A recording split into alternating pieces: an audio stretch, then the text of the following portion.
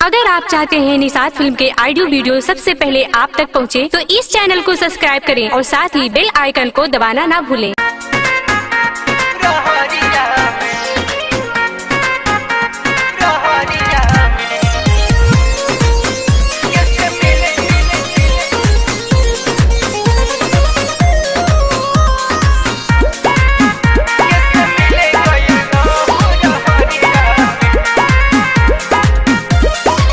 काहे तू मुँह लटकवले बाड़ू, सीना से ओढ़निया गिरवले बाड़ू।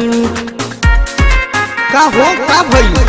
हाँ हाँ, काहे तू मुँह लटकवले बाड़ू, सीना से ओढ़निया गिरवले बाड़ू। घरवा से गइलू हा सज के सवार के, घरवा से गइलू हा सज के सवार के। ई कहो तोहर ओढ़नी गिरल बटहरिया में, कैसे मिले गइल रहू रहरिया में। तोहर ओढ़नी गिरल बटहरिया में, कैसे मिले गइल रहू रहरिया में।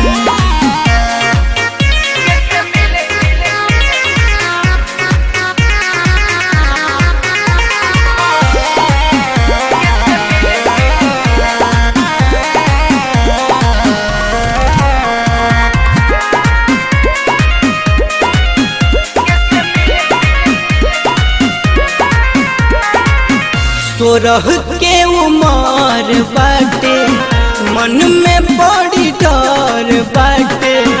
तोहरो जवानी बुची अभी लमहर बाटे, तनी बच के रह। सोरह के उमर बाटे, मन में बड़ी डर बाटे। तोहरो जवानी बुची अभी लमहर बाटे। कौनो दाप दी धके अकबरिया में, अकबरिया में। तोहर बोढ़नी गिरल बटहरिया में, कैसे मजा लेवे गइलू रहरिया में। तोहर बोढ़नी गिरल बटहरिया में, कैसे मिले गइल रहू रहरिया में।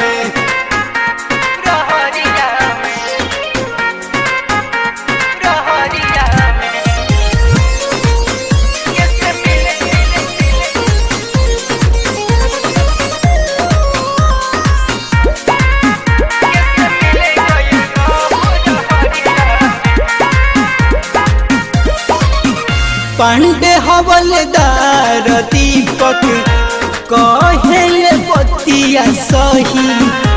अरविंद के छोड़ काहे मनी सब पढ़ गइलू। पांडे हवलदार दीपक कहेले बतिया सही। मनसा के छोड़ काहे मनुआ के जरी गइलू।